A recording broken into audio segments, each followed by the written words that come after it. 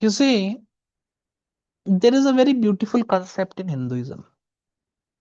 It is the concept of Abhyudaya. Abhyudaya means, Abhyudaya is a positive word.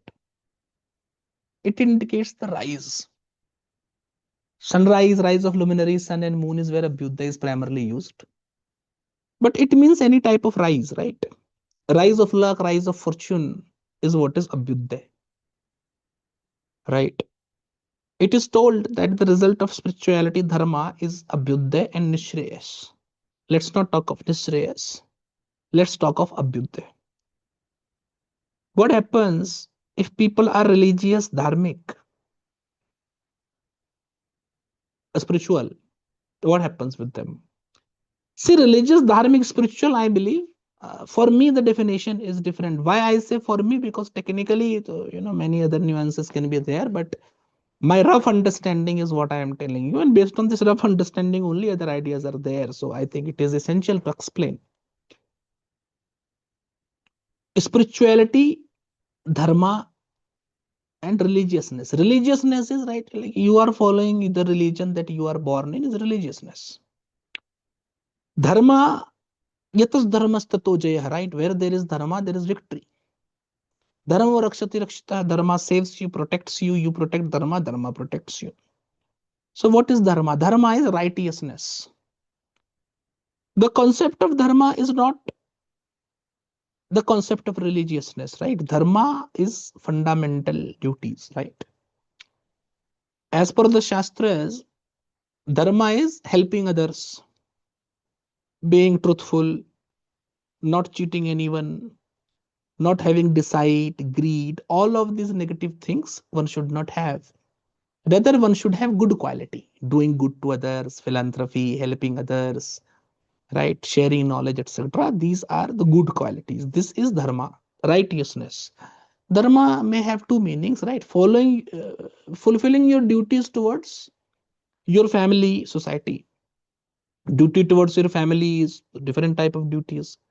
Your duty towards society is to contribute to the society, etc. This is one definition of dharma. Your dharma towards society. But then there is your dharma towards yourself also. And your dharma towards the self. And in this your dharma towards the self, all of these good qualities come that I have talked about. Then there is spirituality. Spirituality is, like trying to realize the Brahman, trying to realize the God, for which spiritual practices are there. Though all three of these contribute into Abhyudaya. So it can be one thing done wholeheartedly, or it is a combination of all of these three things, either ways. So when one is spiritual, Abhyudaya happens. With respect to Abhyudaya, what I have seen, what does spirituality do to a person? There can be a person who can come, sir, I have done the mantra or worship given by you for 6 months, no result have come. It's not for 6 months, my friend. It is not going to work in 6 months at all.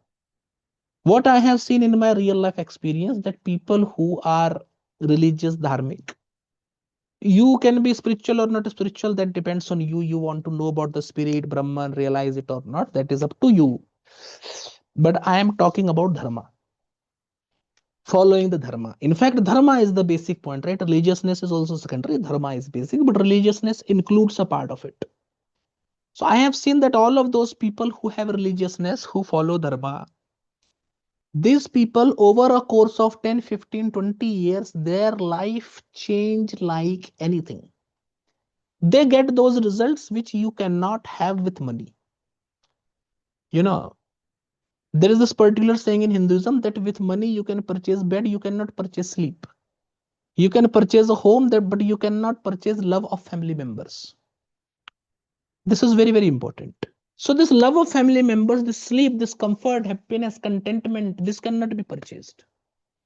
You can send your child to the best school, but they will utilize that knowledge to the best. They will be brilliant. It cannot be guaranteed. With wealth, certainly it cannot be guaranteed. But with Abhyudaya, rise, fortune, luck, absolutely it can be guaranteed. This is what I have seen. People who are religious, people who are dharmic, and they have remained. And it's not hypocrisy.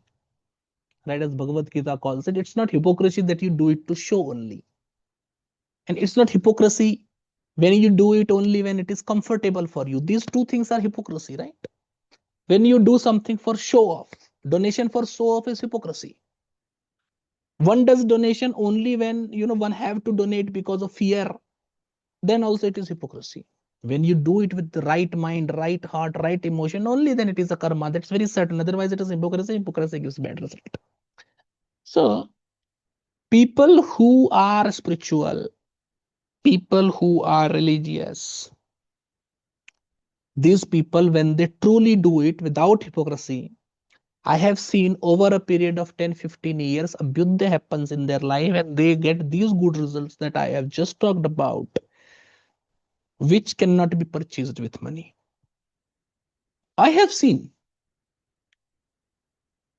there is someone who could not give much to his children, suppose, because of any condition, right? Financially poor parents, right? Financially struggling parents cannot give much to their children. But the person have this quality of religiousness and dharma, right? Spirituality also, I say, but religiousness, dharma, I'm primarily focusing on. This person will get abhyudaya, but you will see that their children generally do very good in life, right? Their children do good in life. It applies to 98% of the cases. One can come, the father of Bill Gates is religious dharmic, the mother of Bill Gates is religious dharmic, right? For this, I will say yes, they are. You learn the definition of dharma, because as per the Hindu worldview, if they are not, it cannot happen, right? But let's not debate on that. They certainly are, right? If you don't know about their life and personality completely, don't think of this particular way. I'm not saying that I know their life completely, but I know of this particular thing, that in Hinduism it happens this way only. And if you say that this is Sanatana Dharma, then the laws are supposed to be eternal, right? Isn't it? So coming to my point. So when these people follow spirituality, dharma and religiousness, they themselves get abhyudaya and nisreyas, but their children also get abhyudaya. Many a times it is the good karma of the parent, because as per the good karma of the parent, that type of child they will get, that type of soul they will get in their child, and the child will do the work, right? So abhyudaya happens with practicing, having your heart right. You see, doing a remedy for the sake of improving a planet, or doing a remedy half-heartedly because you are doing a remedy, is hypocrisy. So it's otherwise also not supposed to work. But when the change comes from inside and the person remains dharmic and religious for a long time, say for a period of 5 years and more than that, then you actually see that abhyudaya happens. And as a result of that abhyudaya, person gets those results which can, like money, etc. So they get the result which can be purchased by money. I'm not trying to say that they only get the result which cannot be purchased by money. No, they get the result which can be purchased by money, and they also get the result which cannot be purchased by money, both of the things, right? So this is what happens in abhyudaya, right? For abhyudaya to happen, what have to be? One have to be religious, right? So in the concept of being religious, one have to follow the religion they are born in, or follow the religion which compels them to, right? Either ways, though I am very much against changing the religion, but keeping in mind that people who have changed the religion also become very, also get abhyudaya, right? So you see, in Hinduism, the concept is that you should worship that deity which your mind likes, which your mind is attracted towards, right? So with respect to dharma also, it is the same thing, right? You should follow the dharma that you resonate with, right? So that's the basic point.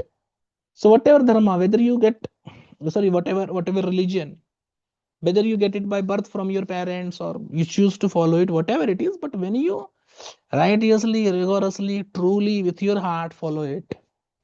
And most important thing is dharma. It's not about religion also. There are many people who are atheist, but they also succeed in life. But it is dharma. Dharma is fulfilling your duty towards the society, fulfilling your duty towards the community, and fulfilling your duty towards yourself. So what is your duty towards your family?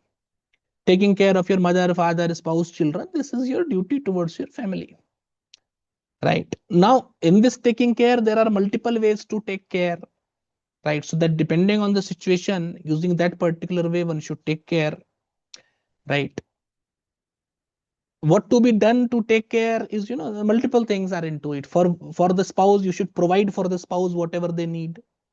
For the children, you should provide for whatever they need, and added to that, guidance should also be given. For parents also, one should provide whatever they need, and all sort of things, right? So once again, this is a very complex topic, as it is told, karmana gahnogati. I also say dharmana gahnogati. The path of the dharma is very intricate. In Mahabharat, when Draupadi is being disrobed, Vikarn asks, Vikarn asks this Bhishma Pitama, that Pitama, you have always followed dharma. That's why your name is Bhishma, right? One with a terrible vow. What this is happening right here, is it dharma? So he tells him that dharma is complex. Dharma cannot be understood easily. The path of dharma is minute. It's true. It's true in this regard. So to teach dharma in one video is nearly impossible. Right? Sermons of decades is needed. Right? One goes to the house of their guru and remain there for like 10, 12, 15 years to learn about dharma in one video. Absolutely. It cannot be taught. Then there is dharma towards society. You see, Shastras tell that theft is the biggest sin. Why? Because it's crime towards the society. Telling lie, misguiding people, theft, committing homicide, killing people, killing animals, disturbing animals, creating obstructions in their life. And in fact, in astrology, creating obstruction in life of some person, particularly creating obstacles in the performance of someone's uh, profession, is one of the biggest sin in astrology. Astrologically, this is the biggest sin, which leads to the worst of the combinations of the horoscope. And when I say worst of the combination, I do not mean Sakati Yoga, Kalasarpa Yoga, and all of this, etc., etc., XYZ, blah, blah yogas. These yogas, as per my understanding, is laughable to call that these are bad yogas. The result of these yogas, whatever it is told, though there is no actual result, but whatever result that is told is because there is no result, it's more or less laughable. People with these combinations are like quite well to do in life, right? So pretty useless. What are those difficult yogas which makes life utterly miserable? Are none of these, right? 80%, 90% of these yogas are even not known by people, so let me not expose it either, right? But one of the worst yogas in astrology come because of that. When you disturb, put obstacles in the path of someone's following their profession, karma, biggest sin, heinous sin. And then there is your dharma towards the self, controlling your anger. By the anger, one will destroy whom? You'll destroy yourself only, right? Laziness, right? Being lazy is adharmic. It is a dharma towards yourself. You being lazy, no one is going to get any harm, right? But it's your dharma towards the self. This dharma. Dharma towards the self, once again, dharma towards self, there are 40 type of dharma, like what I have categorized.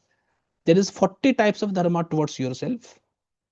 Around 20-25 types of dharma that you should have towards the society, right? And regarding people, as in parents and all, dharma is numerous, right? Like 100, 150 type of dharma should be there, right? Like towards the parents, this is the dharma. If the parents are of this age, this is the dharma.